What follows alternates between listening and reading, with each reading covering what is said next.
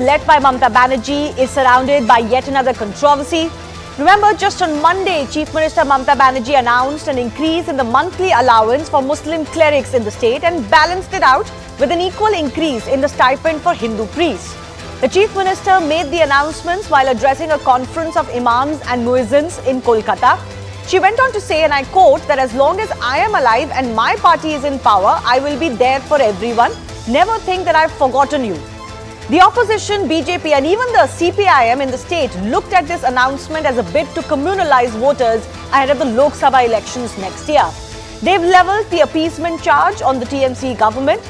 In 2012, just a year after coming to power in Bengal, Mamata Banerjee had announced that she will pay, or her government will pay 25,000 rupees to imams and 1,500 to muezzins per month. But in 2013, Calcutta High Court directed the government to stop these stipends immediately as the move violated the constitution. But the Mamata government found a way out. They paid the Waqf board 500 crore rupees through the state funds in turn to pay to the imams and the muezzins. Since then, the imams were receiving 2,500 per month while muezzins were getting 1,000 through the Waqf board. Now that has been hiked by 500 rupees each. Now, earlier this year, in February, the TMC lost a by-poll in Sagardiki in Murshidabad district to the Congress, indicating a slide in its hold over the Muslim vote bank in a constituency that was considered its stronghold. So the question that arises is, if this move to hike the salary of the imams is to appease the minority vote bank, or should it just be looked at as plain aid that the government gives to many others? And if this whole concept of the salary to imams needs to be re-looked at, we'll take that question to our guests in just a bit. First up, let me just break down everything that has been announced by the Mamata Banerjee government, because there are statements that have been made which are extremely crucial. So it's not just the announcement, of course, of 500 rupees increase in the monthly allowance of Muslims and Hindu priests, while of course the government can say we've done it for both sides. So now it is going to be 3,000 rupees to imams per month, 1,500 to muezzins and 1,500 that the government will pay to Hindu purohits. The government is also saying that they will recognize as many as 700 unaided madrasas in the state. And the West Bengal Chief Minister also said that if imams want loans, the government will facilitate them up to 5 lakh rupees. So of course, this is where the question will arise, that why are these announcements being made particularly to cater to one class of priests or the clergy as far as religion is concerned. But salary to imams has always been a controversial issue, even though it has received the backing of the Supreme Court in the past. It's an interesting history if you look at it. In 1993, the Supreme Court had, of course, given a go-ahead for such a salary, and this is what the CIC, the Chief Information Commission in India, headed by Uday Mohurkar, had said of that matter only recently. They have gone on to say that the SC order in 1993 was a violation of the constitution. The order to remunerate imams set a very wrong precedent. They've also gone on to say that taxpayers' money is being used to favor a particular religion through these practices. Special religious benefits have led to the birth of Pakistan in the past in our country. Mosque managements should be the one who should take care of imams and not the Waqf board and in turn the state governments. It amounts to betrayal of Hindus and non-Muslim minorities in the country. But remember, West Bengal government is not alone. There are several other states in the country that do give stipends to imams. Let me just break down a few of them. So in June 2014, then Congress Karnataka government had announced a salary to imams. The government pays as much as 3,100 rupees to imams per month and 2,500 to muezzins. This is in Karnataka. Then in January 2019, the Aam Aadmi Party government in Delhi had announced a hike in the salaries of imams. So salaries were raised to as much as 18,000 rupees per month. Then we move on to Telangana. Telangana has also sanctioned 17 crore rupees to pay imams and muezzins. The KCR government pays the imams and muezzins 5,000 rupees every month. And in January 2023, it's not just the opposition ruled states. Remember, even the BJP-led Haryana government announced a hike in the salary that was already being given to imams. So the imams are now being given as much as 14 to 16,000 rupees every month. One of the important issues to take care of here is if there is a disparity, not just in the amount of money that is given to Muslim clerics and Hindu clerics, but also do all states give a stipend of this nature to Muslim clerics and Hindu clerics? Actually, there is a massive difference in that. Let's see a breakdown of exactly which states give money to which side. So there are as many as 11 states that give money to imams. Delhi, Andhra Pradesh, Karnataka, Punjab, Telangana, Haryana, Himachal Pradesh, Maharashtra, Madhya Pradesh, Jammu and Kashmir and West Bengal. But only 4 of them also give, even if a lesser stipend, but a stipend to the clergy or the pundits from the Hindu side. And those are West Bengal, Telangana, Andhra Pradesh and Karnataka. So why is it in some states not only are you not giving an equal kind of benefit to other religions, but even if you are giving those benefits, they tend to be much lower than what the imams and the muezzins get. So that brings us to the big question we're asking today on our first debate. Is this imam's salaries a way to appease a minority vote, or can it be looked at as aid, as the Supreme Court mentioned earlier?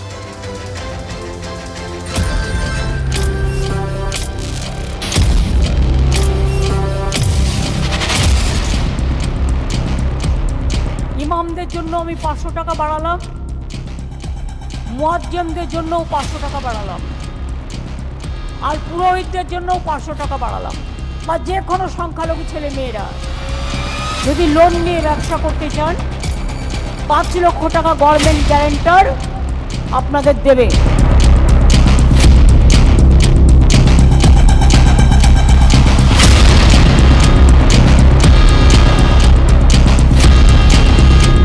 এইসব করছে লোকসভা নির্বাচনে ভুল বুঝিয়ে চাকরি দিতে পারেনি, শিল্প আনতে পারেনি, সর্বত্র চুরি দুর্নীতি।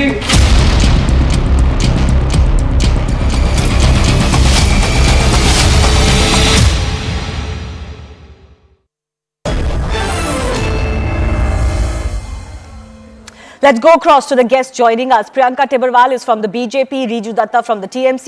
I'm also joined by Deshratan Nigam, who's a lawyer and political analyst, leans towards the BJP. And Shahid Ali, president of the United Muslims Front, will be with us in just a bit. Priyanka, I want to understand from you first. It's not just the BJP. I've read that even the left parties have opposed this move by Mamata Banerjee government. But can you please enlist to me, why do you have a problem with this? One, this is not a new move.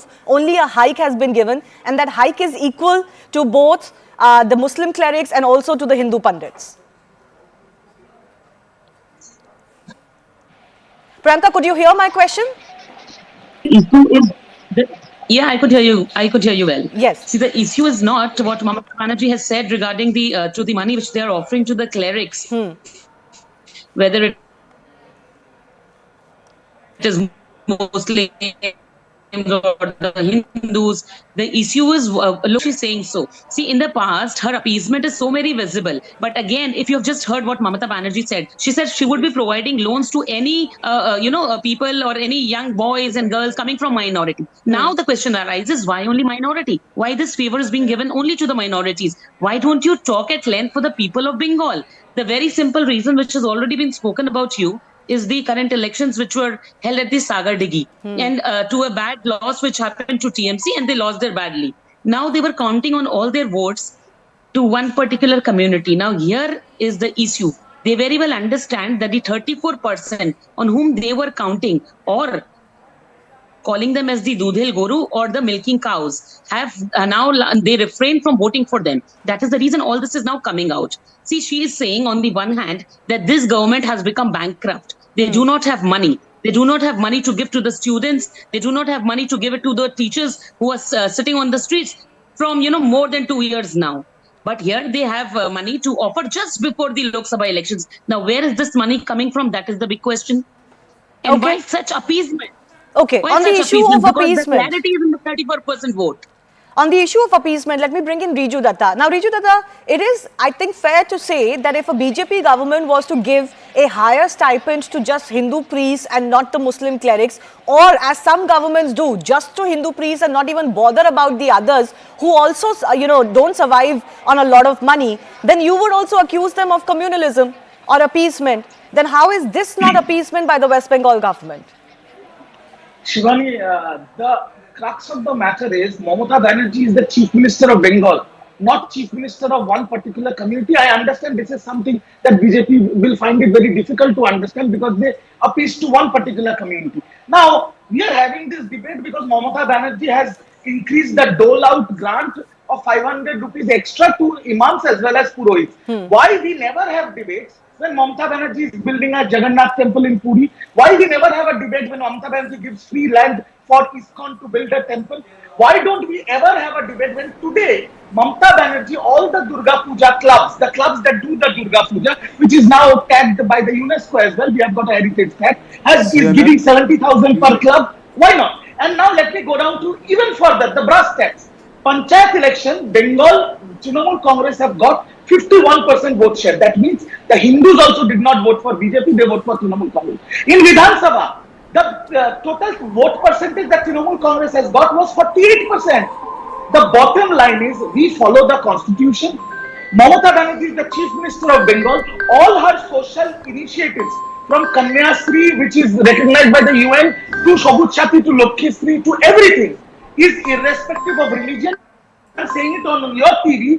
BJP, Congress, and even CPM Karyakartas take advantage of those schemes. We have never stopped anyone from that. Okay, but can I just quickly ask you a counter question? I'll give Priyanka an opportunity one more time. Shahid Ali is with us.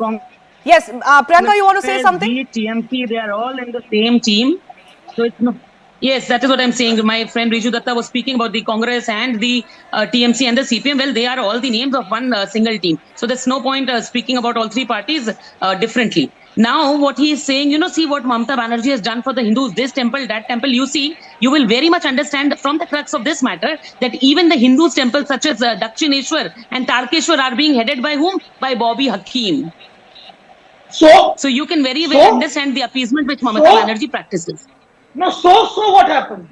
The Constitution of India, I understand it's a tough subject. It is a tough subject for BJP. But the Constitution of India still today says India is a secular state. So what, Shivani? What is this kind of... Okay, let me come in. No, I'll come. One second, I'll just come in. I think there is a fundamental issue, Riju. There's a fundamental issue, Riju, that there is one community, and this is not just in context of imams getting stipends or who's going to be in charge of a particular religious organization or temple.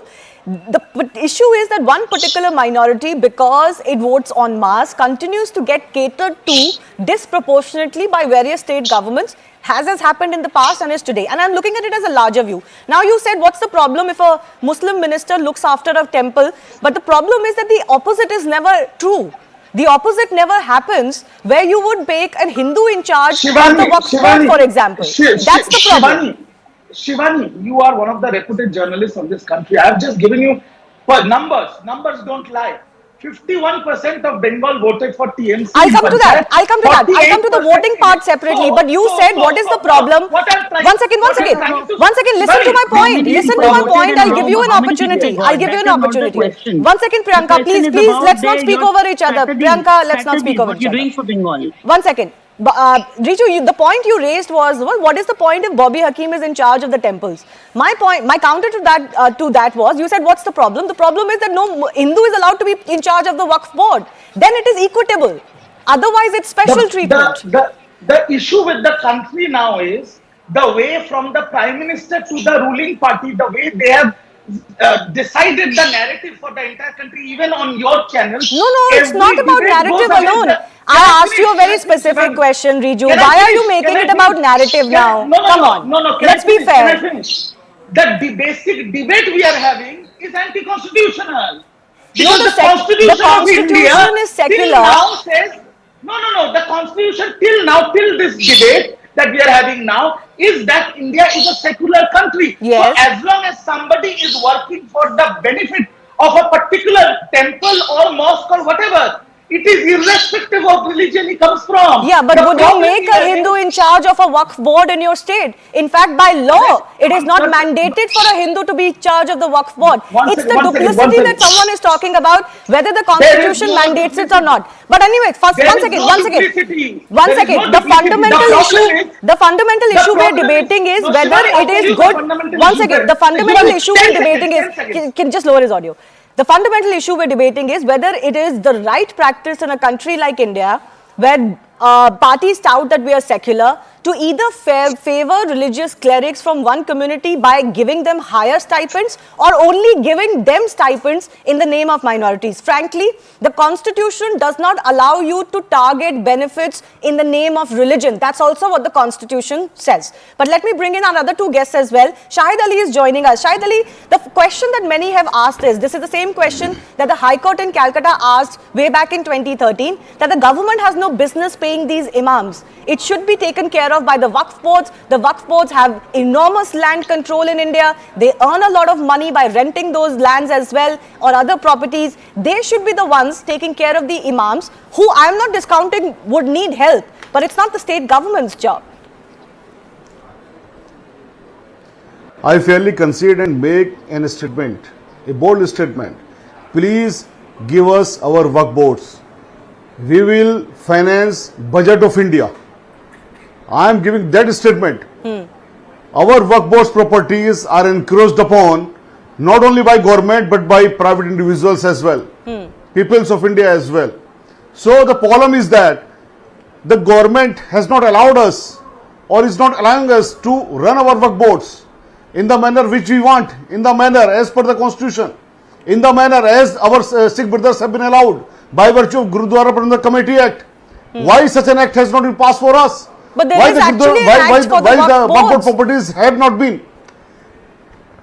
No, Waqf board act is there undoubtedly, but Waqf properties are encroached upon. Why? Not only by the individuals but by the government as well. Okay. In Delhi only. I get your point, but there is a 325 counter to properties this have been argument encroached also, upon where by a the lot of government people and have been taken over by the government. Okay, I Please, take your point, but please I think allow me, there are please also allow me, many. please allow me. I'm continuing with you. I'm continuing with you. No, There are no, also this is- many this is- charges coming in against This is various not a Waqf minor boards, point. where Waqf boards are also claiming property because the act is designed in such a way that they can lay a claim and then everybody else is running helter-skelter to prove that claim wrong. But I leave that debate aside, the Waqf board issue that we have discussed on this show very much for many times. But yes, Shahid Ali, please finish your point. Fundamentally, whether it's imams or pundits, the communities should have the strength to take care of them. The governments, if at all they are targeting any stipend, then it should not be different for different religions and certainly not with an eye to attract a vote bank. A lot of these policies seem to be trying to do that. यही problem है कि हमको वो ज़कात और खैरात के तौर पर 1 रुपया दे करके हमारे हिंदू भाइयों को और दूसरे भाइयों को ये बताते हैं कि देखिए साहब तमाम ट्रेजरी, तमाम जो एक्सचेकर का पैसा है मुसलमानों के ऊपर खर्च हो रहा है। फैक्ट ये है कि मुसलमानों की जो वक्फ प्रॉपर्टियां हैं, अगर गवर्नमेंट ने जो एक्वायर किए हैं गलत तरीके से, उसमें से सिर्फ 10% हमें दे दीजिए। हम कह रहे हैं हम गवर्नमेंट को पूरे बजट को फाइनेंस कर देंगे। कितनी बड़ी बात हम कह रहे हैं, तो इससे हमारे हिंदू भाई भी खुश होंगे, नौकरियां भी दे देंगे, बेरोजगारी भी मिटा देंगे। हम ये सारी चीज कह रहे हैं। इसीलिए मुझे यहां पर हिंदी में ये बात बोलनी पड़ रही है कि आपने देखिए क्या वो कर रखी है विडंबना कि हमारा सब कुछ खा लिया, हमारा सब कुछ छीन लिया, हमें बिल्कुल बेकार बेरोजगार कर दिया और उसको ऊपर से एहसान ये कि साहब ने देखिए इनको इतने पैसे दे दिए, इतने स्टाइपेंड दे दिए, सब लोगों की नजरों में सब लोग गुस्सा हमसे। So you are saying, I think what you're touching upon is something that has been discussed in the past, that despite all of these benefits, such a focus on the minority and particularly Muslims in India, what has been the upliftment of the Muslims in India? That question should also be asked, and that is why a lot of Muslims themselves are asking this question. For 70 years, they voted one way or the other in the hope that they will be uplifted, but what have they eventually got? Desh Ratan Nigam, please come in here on the larger legal question. There is a Supreme Court order that said that imams and muezzins should be paid because they stay in the mosque all day and they are devoted to their duty all day. But there is also the Calcutta High Court order in 2013 that said that such stipends from the state government's funds to imams and muezzins is actually unconstitutional. Don't you think we need to relook at this legally as well? Certainly, if you look at the collections from the government-controlled temples, which runs in about 70,000 crore in India, and what is given back to the temple is just a paltry sum. Even in West Bengal, hundreds of crores of money is collected, revenue is collected by the West Bengal government from the temples. And what is given to the purohits is half of the amount of imams. And tell me, mosques do not pay taxes. They are not under the government control. Dargahs are also not under the government control. Therefore, the entire revenue If you look at the statistics, would be coming out, even to the imams, would be coming out from the temple's revenue. If you look at logically, so that aspect needs to be revisited. And on the face of it, discrimination, 3,000 rupees for imams and 1,500 rupees for the purohits in West Bengal. I mean, this is on the face of it so discriminatory and disparaging also as well. Now the entire issue, the mosque must raise, the amount from the zakat money or whatever to pay their own people, the way the temples are raising money. Yeah. Therefore, a lot of people are today campaigning so that to free Hindu temples from government control.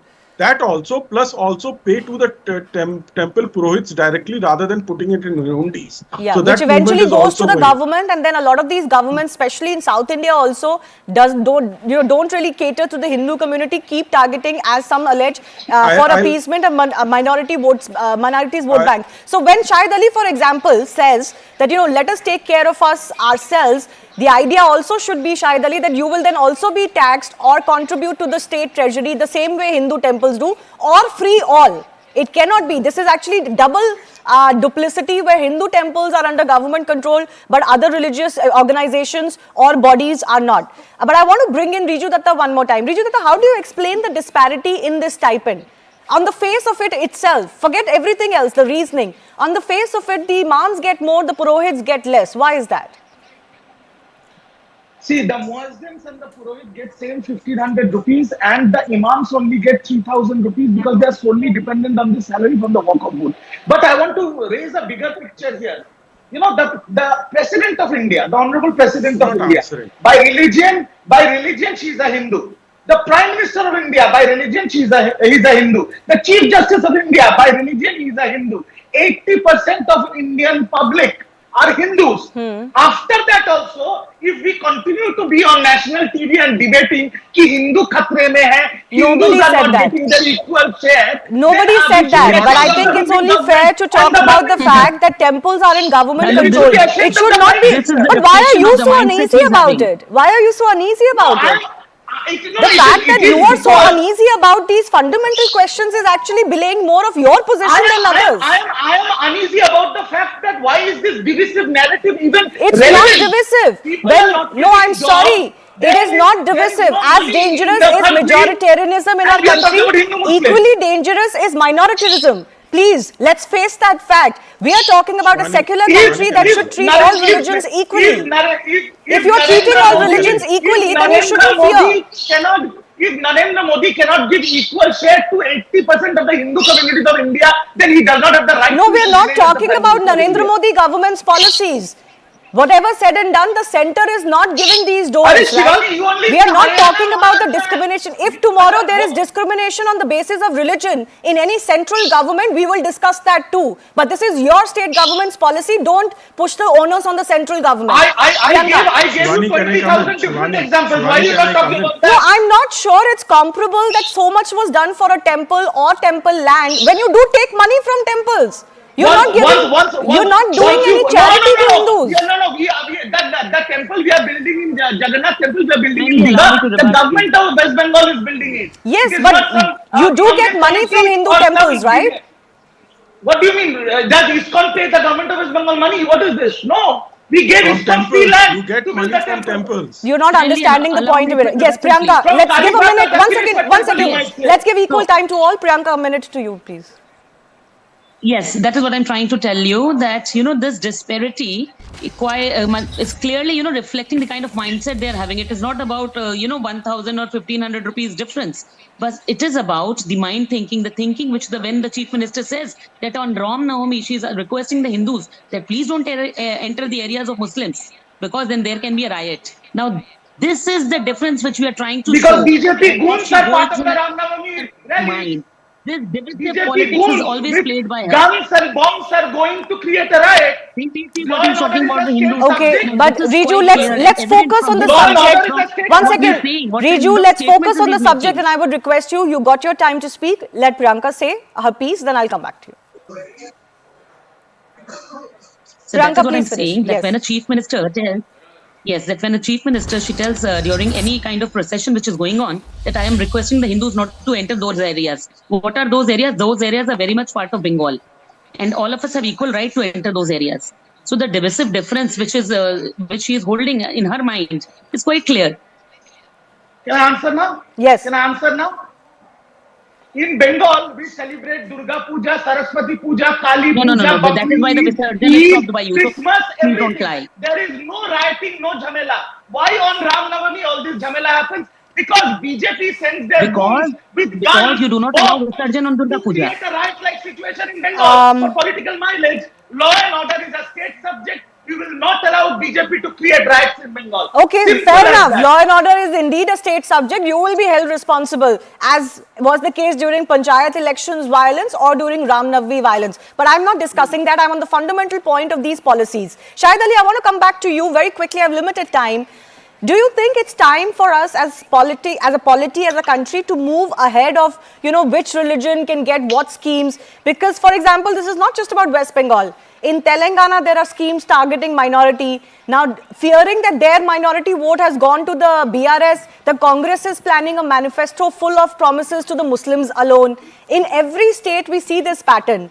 Are Muslims going to continue to be treated as this vote bank only if they get something? Or do you think that time is over?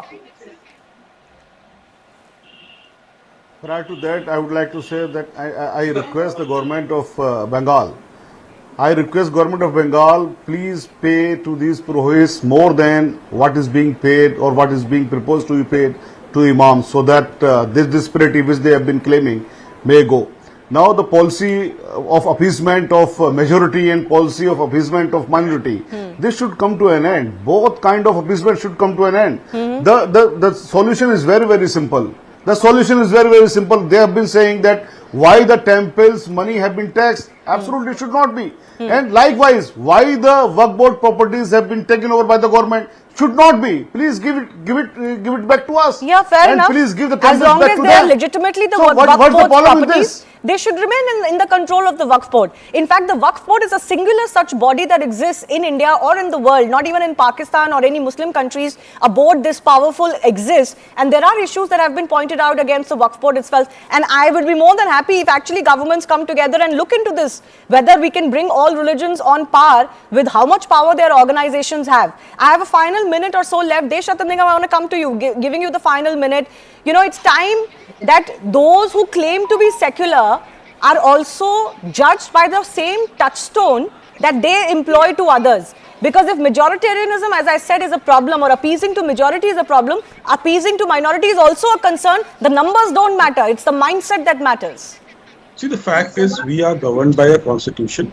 And that's one thing. And secondly, the announcement of the salaries was made in the conference of imams and muezzins, not of purohits. And as an afterthought, 500 rupees was increased for purohits as well. No conference of purohits. Please understand that. Secondly, if you appoint a person who do not believe in idol worship on a temple board to manage temple, how will he? There is no commitment towards them. He does not believe in idol worship, and he is being made as the chairman of the temple boards, the two temples. The BJP spokesperson also mentioned, and other temple boards also. That's highly illegal, unconstitutional as well. Somebody who's professed Islam, this thing is to convert, and which is already there. And What if you an also know the idiotic Waqf statement. He's not board, going there please, to please be don't fair. interfere. Don't He's interfere. you are looking talking? after the development Please, of the please, Mr. temple. Deshratan, And please. Waqf Mr. board Deshratan, is please. the- Please take back your words, Mr. One Deshratan. second, can I just come in? I think Mr. Deshratan Nigam, the point is that once you take He's the talking like a Constitution's Maoist. oath, one second, once you take the Constitution's oath, it shouldn't matter what your religion is, but if there are sensitivities of the minority that are catered to, that a Hindu would not be made head of their mosque or the Waqf board, similar sensitivities of the Hindus should also be catered to. That's, I think, a limited point that can be accepted, but beyond that, once you've taken the oath of the Constitution, everyone is equal. For Mr. Deshratan. One second, please let him finish. Let's not For get Mr. into a kukumeme, Deshratan, please. who is the Minister of Waqf Board in India? Yes, Mr. Waqf Deshratan board, Nigam, please finish. I have limited time, one by one. existence Mr. of Nigam, I have Waqf- 30 seconds, please. The existence of Waqf Act is under challenge in Supreme Court. Let's wait for it. Okay, I'll leave it at that. I do thank all of So our that guests. Yes. Okay, I'll leave it at that. I've run out of time. Let's just wait and see how this is received. If this has been done with an eye on the elections, would this reap dividends? And then, would parties who do this kind of targeting of the minority vote have the right to claim that the other parties cannot appease the majority vote either? With that, we're shifting our attention to the other big story we're tracking. With just a day before Chandrayaan-3 attempts to make that soft landing at the moon's south pole, a two-way communication has been established between the lander module and the Chandrayaan orbiter. According to ISRO, the lander Vikram, which has been orbiting the moon since August 5th, has now made contact with Chandrayaan-2 orbiter. The chairman of ISRO, Dr. S. Somnath, met Union Minister of State of Science and Technology, Dr. Jitendra Singh, in New Delhi. The meeting focused on Chandrayaan-3's readiness for the moon landing scheduled for tomorrow. Remember, the entire country is waiting for this with bated breath. Let's take a quick look at just why this landing is extremely crucial for the country and especially ISRO and the space community. Now, first of all, this will show India's tech prowess in space exploration. Remember, many have attempted a soft landing on the South Pole. Nobody have come close. But also for a country like India to match those who have done a landing at the moon is going to be a big achievement. It will boost the morale of the scientific community. It will inspire more scientists in India. The mission will foster a sense of national pride. We're already seeing a lot of the countrymen coming together. It also will promote our indigenous research and development. And that's the USP of ISRO, isn't it? The fact that they managed to do these things in shoestring budgets, leaving the world in awe. The sector also has the potential to create many jobs, especially if it attracts more private investment in space tech. India is moving in that direction. The position of India amongst the top 4 tech advanced countries is going to be enhanced, and it will also pave way for more international collaboration. Already a lot of that is coming India's way.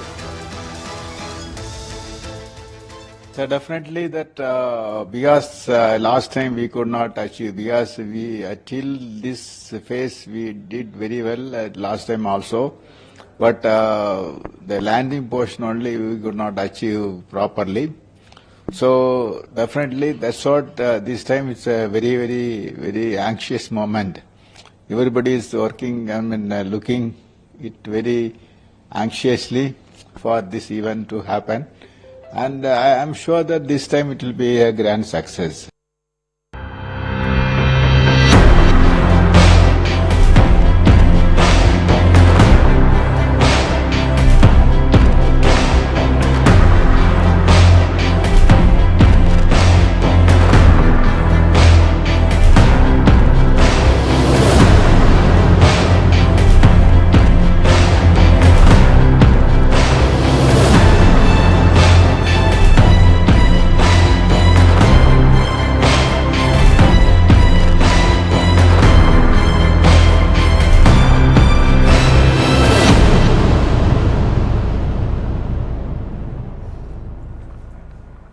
First up, joining me is former ISRO Director Dr. Surendra Pal Singh. Thanks a lot for your time. Now, a lot of technical aspects of this mission have already been discussed over the past few weeks. But, you know, the question that comes to mind on ordinary Indians' mind, people like me and others, is just how does the team keep calm before such a big mission that the entire country, in fact, the world is watching out for? What do you think will be going on in their minds? See, first of all, in any space technology mission, everybody is at toes, okay? But at the same time, they have to keep calm. And for every system, there are experts. And all the experts look into their systems and then feed to the mission director. So, it's a combined process, it's not an individual one. So, everybody looks after its own system and one has to be cool. And without being cool, you can't analyze the data and you can't you can't take a decisions which a mission operations mission director has to take it. So being cool is a part and parcel of our training. Okay, that may be part of the training. So let me come to the technical aspects. What do you think make the chances of this mission better than the last one? A lot of technical upgrades have been done, enhancements have been made, a lot of the knowledge from the last mission has been employed in the design and the strategy for this one. So what do you think keeps us in good stead, especially versus the last mission? See, let me tell you, as compared to last mission, there are the dispersion rates, or limits have been increased. Let me tell you that last time we had 5 thrusters, okay, and they were all 400 Newton thrusters. This time 4 thrusters have been put, 800 Newton thrusters. Another thing is slew rates have been, we can regulate the thrust, and slew rate is like, we can control the flow of the fuel inside the thrusters, and the thrust also we can control it. That's called the slew rate. Then extra sensors have been added, like velocity, laser velocity Doppler meter, the hazardous detection and avoidance camera, and altimeters, carbon altimeter and the laser altimeter, and aft and front cameras. Also the algorithms have been changed. Earlier we had algorithms of first order. This time the algorithms are all polynomials are of second order. And the another thing is that more fuel has been put inside the lander as well as the propulsion module, and emergency situations, if they are there, the algorithms are there which can take care of the emergency situations. Not only this, suppose if we are not able to land, okay, in a designated, yesterday's statement says that on 27th one can try, and in my personal opinion, we will be landing on the first day itself. Then there are area has been increased from earlier 500 meter by 500 meter, 2.5 kilometers by 4 kilometers, which has been divided into grids, and 200 grids points have been detected. From that 20 have been selected, from 28 have been selected, and the criteria for selecting the landing is that no boulder should be more than 2 meters height, no crater. There is a difference between crater and mare. So crater, which are because of the impact of the meteors, should not have a slope more than 10 degree, and there should be a complete illumination from the sun. Also, we should be able to communicate with the orbiter as well as with the ground. So all these things have been taken care. Then added to that one, the sensors which have been put, and all calibrations are done. There is a total system when deboosting is done, okay, before the landing. The 10 seconds or so, 10 to 20 seconds are kept for absolute calibration, which will be done of all the sensors. Till now the sensors are working on their own, and they will be done with the star sensors. Laser gyros are there which are very accurate, their drift rates are very low. Similarly, we can control the thrust, we can control even there are 8 more thrusters are there, we can control the total attitude, okay, and gyros are there. So Chairman ISRO has made a statement which has come into the public that if everything fails, because the total analysis has been done based on failure mode analysis, okay, so everything fails, if propulsion system works, we will land. So I say that everything will not fail, everything will work wonderfully well, and we will land on the designated position on the designated date. That's my confidence. Absolutely. Along with the whole country's confidence. Absolutely. Fingers crossed for that. And of course, we will be getting our viewers all the live coverage and updates. I do want to ask you, we all understand a few of the benefits that we will get as far as the success of this mission is concerned. But as a scientist from the space community, if India manages to do this, what do you think is going to be the benefits out of this, not just for us, but for the world? Well, technologically we will be advanced. We will develop many technologies in this, and they will get certified, they will get verified, and some of the technologies will go for the future missions. Okay, they may go even for Gaganyaan, and they are not only this. Some of the technologies will go on lander. Lander hovers like a helicopter. If those technologies can be used for, say, drones or helicopters or such thing, automatic missions for in the war field or for mining purposes, for monitoring the traffic, all those things, it will be, all those technologies will be available. Yes. See, spin-offs of the technologies which are developed for Chandrayaan will be used for future missions, maybe for Gaganyaan, and could be used for commercial purposes also. It will be available to the public. So spin-offs are many. Then what scientific data which we are getting about the moon surface, about the boulders, craters, and photographs, etc. that will increase the knowledge of the mankind about the Absolutely. origin of moon. There are 4 concepts. Which one will be better? I think we will get the inputs for this one. Yes. And for future also. Absolutely, for future too. So not just India, but the entire world is rooting for India. And it was a shame and unfortunate that the Luna 25 of the Russians crashed. But because of that crash, there's obviously added pressure on the ISRO team. Sir, finally, any message to your colleagues, former colleagues, any message to the ISRO team on the eve of the landing? I am quite confident. I wish all the good luck to ISRO team. They are all my colleagues, and I know majority of the persons who are involved with the this mission. I also wish to good luck to myself, because being an Indian, I wish to have a good luck to the country and also to the mankind and all scientific community. Absolutely. Well, good luck to you, good luck to all of us, and good luck to ISRO. Thanks a lot, Mr. Pal Singh, for joining us. Speaking of the Chandrayaan mission, a centralized screening of the historic Chandrayaan 3 landing is being planned in the national capital. We are getting to know that MOS Department of Space, Dr. Jitendra Singh, along with the scientific secretaries, will be viewing the soft landing of Vikram lander. The government sources are also telling us that the Prime Minister is likely to join this screening virtually. Remember, the Prime Minister is in Johannesburg, South Africa for the BRICS summit. My colleague Shrishti Chaudhary is also joining us live from Bengaluru. Shrishti, what more are you hearing about this special screening that is being planned for tomorrow? Yes, a special screening would be conducted, and Indians across the country would be able to view it once the live telecast begins at about 5:20 p.m. in the evening. It's important to tell our viewers that the actual power descent would start at about 5:45 p.m. It's going to be like a 15 to 16 minutes exercise. And if all goes well, India would be on the moon by 6:04 p.m.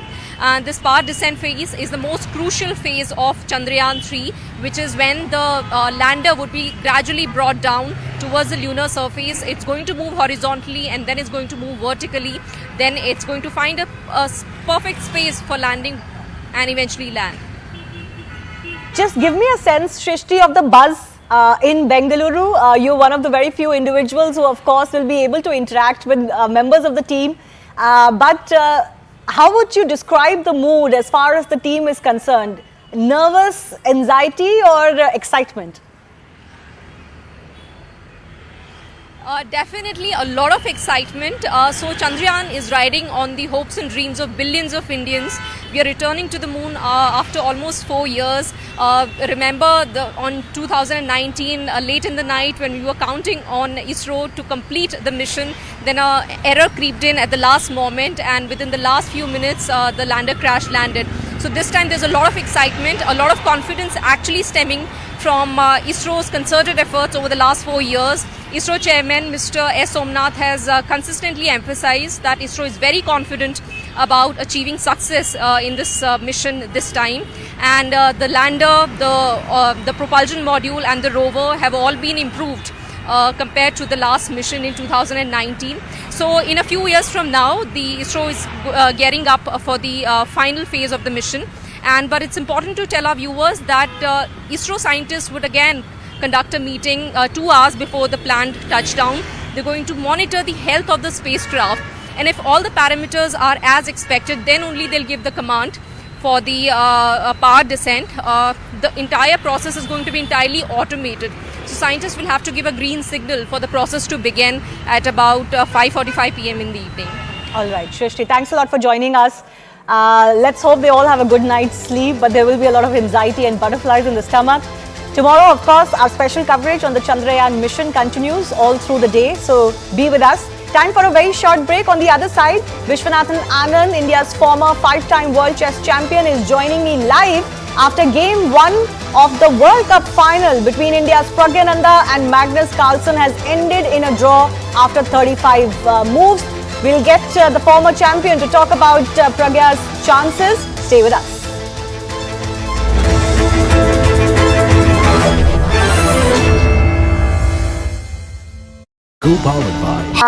what would be, have you first of all spoken to Prag at all and shared any tips or any kinds of words of encouragement?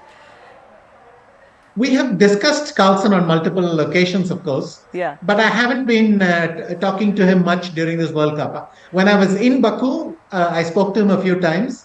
But mostly, a chess player at this moment is in their own bubble. And I'm not sure what it would do to him. And by the way, it's not like his journey here was predestined. So in every match, I thought, my God, he must be nervous. I'm not going to get close. I think he has a support system. He depends on his mother and perhaps his sister to say the right things at the right time. If he reaches out to me, of course, I'll help him. But he's very focused and I respect that right now. Yes. But through, even in our time at the West Bengal Academy, I've interacted with him a lot, given him a lot of tips. But this is not the time to butt in.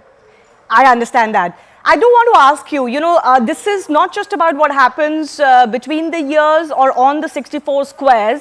When you're playing such championships, it's a lot else that also matters. From your experience, what is that one thing that is truly crucial for somebody in Pragyananda's shoes tonight, apart from his game? Pragyananda's level is high enough, and right now it's very high. So if you don't take his actual rating, but his performance rating, the clip he's performing at, it's much higher. And therefore, the difference between him and Magnus is not purely technical. I mean, certainly Magnus has great technical skills. The difference will be mental. Can he be tenacious like he has shown before?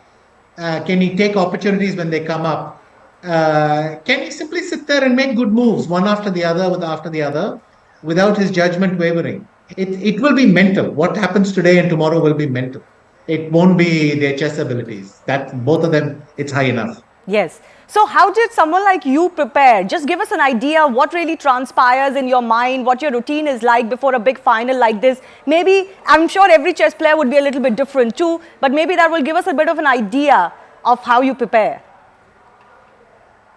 It's a lot of visualization. You're constantly thinking, where will he strike? What will he do? If I was sitting in his room right now and looking at my games, what would I aim at? You're trying to anticipate moves. You're trying to anticipate situations.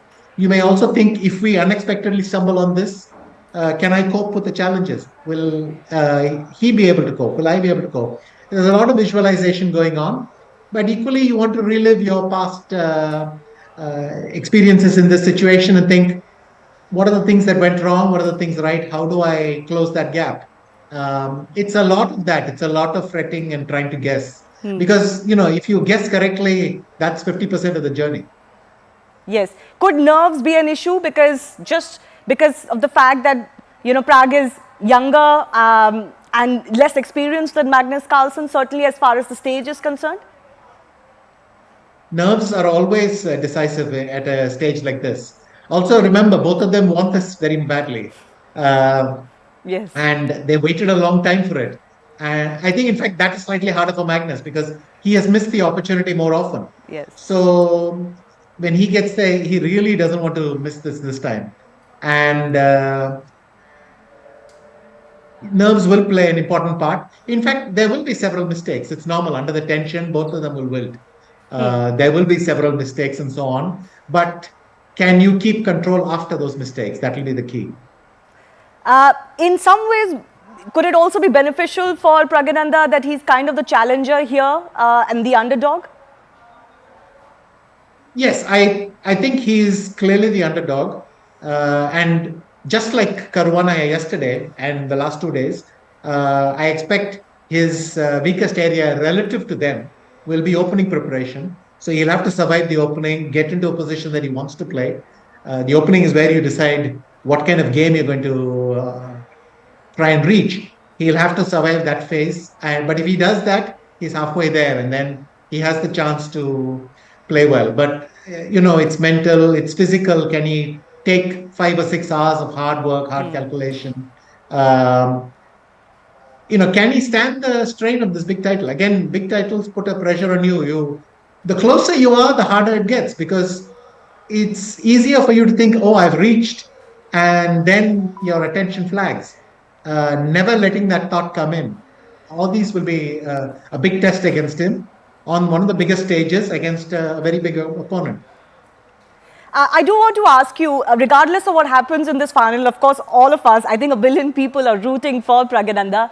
He has already kind of achieved one important goal, which is, as you mentioned, playing in the Candidates 2024 to be the challenger to Lurin. Just how important is that, you think? The candidates is actually the goal of the World Cup. I mean, people play the World Cup to qualify for the candidates. Carlsen is playing the World Cup because he has never won a knockout tournament. Slightly different motivation. Yes. But the candidates is important because if you play in the candidates, and that's a difficulty all its own, and if you can win that, then you get to play the World Championship. So for Prag, those are the more important goals. However, he is getting the chance to play a highly motivated opponent at a very, very big, on a very, very big stage. That kind of practice. There is already a lot of talk.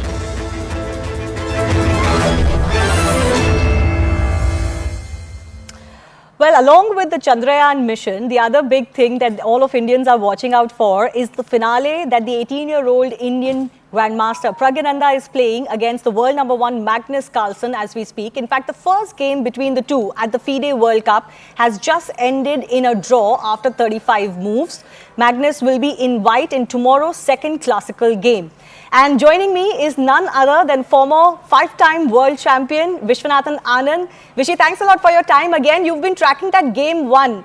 And I remember speaking to you before this game 1. You said the opening is going to be the toughest thing for Pragyananda. From what we see, actually he started off the stronger of the two but ran into some trouble towards the end. How did you read game 1?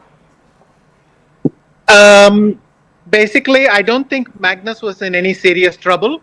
Pragyananda had the advantage of the white pieces. I feel that was good because it gives him a chance to rest today. Tomorrow will be more difficult. He'll be black, but on the other hand, he gets an extra night of sleep. And this was just to be expected. Some openings don't work out. I think Prag did a good job to make a draw, and hopefully tonight he catches up on some rest. So, the fact that this is a draw out of the two classical games, don't you think that already is credit to Pragyananda playing, somebody who's world number 1 and so much more experienced than him? It's a good result. Look, he had the white pieces. You like to press a little bit, but if you don't get something, then you should go for the next best thing, which is to make a draw. And he basically continues to be in the match, which is the most important thing. Yes, he continues to be in the match and tomorrow is going to be extremely crucial. So if you were to speak to him, which I know you wouldn't disturb him at this stage, but if you were advising him, what is it that you were going to tell him? I hope he's getting some good sleep tonight. Okay. Other than that, you were talking about this earlier as well, that, more than technical, this is about within, this is mental. So mentally, before the next big game, what is it that ideally chess players like yourself like to do? I don't think he will know all what Magnus could do tomorrow. So that's why I keep focusing on the rest, and he's probably, he'll prepare what he can and try to get ready to play. That's all you can do. So nothing much for him to do today. He's already warmed up in this tournament. He can get some rest and get ready for tomorrow. Do you see this going further than the classical games, given what has transpired in game 1 and, both players could up their game in the second one? There's no information on that in today's game. I mean, tomorrow will be a different color, so we'll just have to wait and see. Okay, all right. Before I let you go, Vishwanathan Anand, I do want to talk to you a little bit about the Chandrayaan mission too, because that's the other big thing that all of Indians are waiting for. I'm sure that you are also keeping your fingers crossed, both for Pragya's results and also for the Chandrayaan mission. Could I take a comment from you on that as well? Obviously, I hope the landing is a fairly tricky maneuver, and I mean a tricky thing to execute, and everyone is talking about it. But fingers crossed.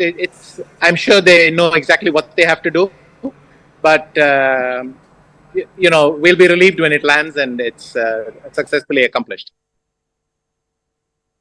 All right. Vishwanathan Anand, thanks a lot for joining us and for those wishes as well. And of course, we will continue to track the game that Pragyananda is going to be playing against Magnus Carlsen. It has once again reignited the entire country's interest in the game of chess. And Vishwanathan, we look forward to having you again, hopefully after a win by Pragyananda.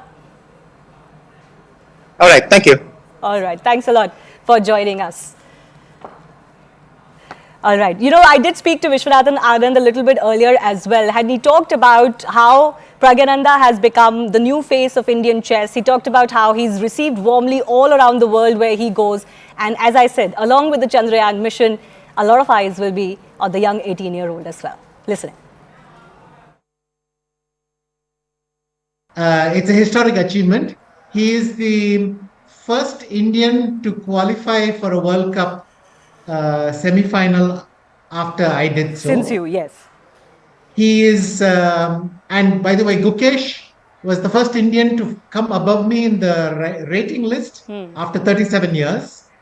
And now if Pragyananda wins the World Cup against Magnus Carlsen, well, that improves his record even greater. He is also playing the candidates, and he will be the first Indian after me to play in the candidates. So three of my records have disappeared in one tournament. I don't know how bizarre is that. But he has beaten the world number 2, Caruana, the world number 3, Nakamura. Yes. I mean, they basically interchanged their spots during this World Cup. So two of the best players in history, you know, amazing career records and so on. And he's now going to play Magnus Carlsen. And by a quirk, this World Cup, because it's happening, it's a knockout format event. This is the only event that Magnus Carlsen has never won. Yes, this is his first final too. It's his first final too, and he's also trying to win this World Cup for the first time. Yes. So, ironically, Pragyananda is going to play a very, very motivated Carlsen, because Carlsen is now going to keep waiting for these World Cups to turn up. Yes. He is, after multiple years, he's at the final. And just that's why so much excitement. You know, there is already a lot of talk about this final, particularly because Pragyananda has beaten Magnus Carlsen in previous events, and actually that's how he shot to fame in India as well. But before I get to that, after his semi-final win last evening, Pragyananda talked about how it's his defensive skills that have been saving him. He almost said that, you know, he's been on the verge of losing a lot of these games, but somehow he sticks it out. What have you made of his journey so far and his chances in the final? Look, chess is like many sports. You don't win only by the great moves.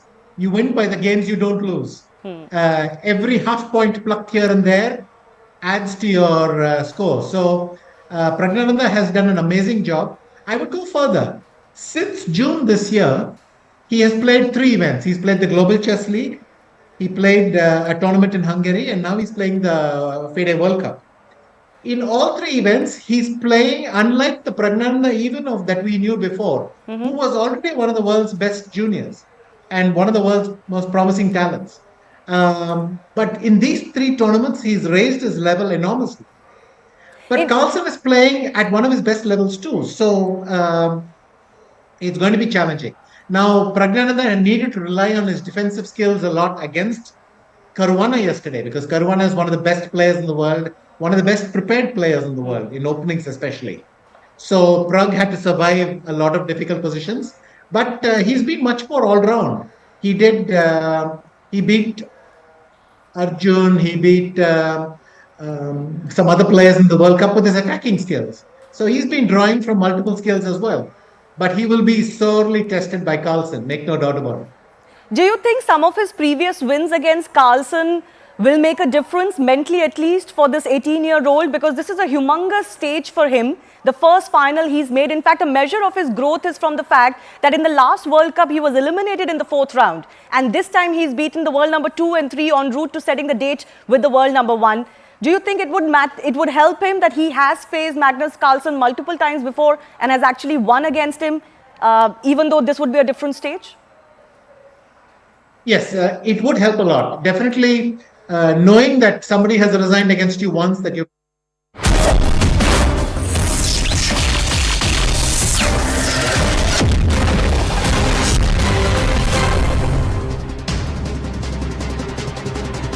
Namaste, Jai Hind, and welcome to this edition of The Right Stand. I'm Anand Narsaman. It's the rise and rise of Bharat across multiple folds, ladies and gentlemen, be it space with Chandrayaan 3 or on the chessboard with Pragnananda or with the rising and growing economy. Have a look at some of these numbers and let's start with something that we should keep with us and be very, very happy about, because after all, it's about us. It's about us, Bharat.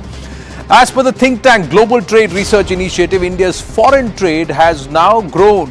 It's crossed the 800 billion mark in the first 6 months of 2023. This is data until June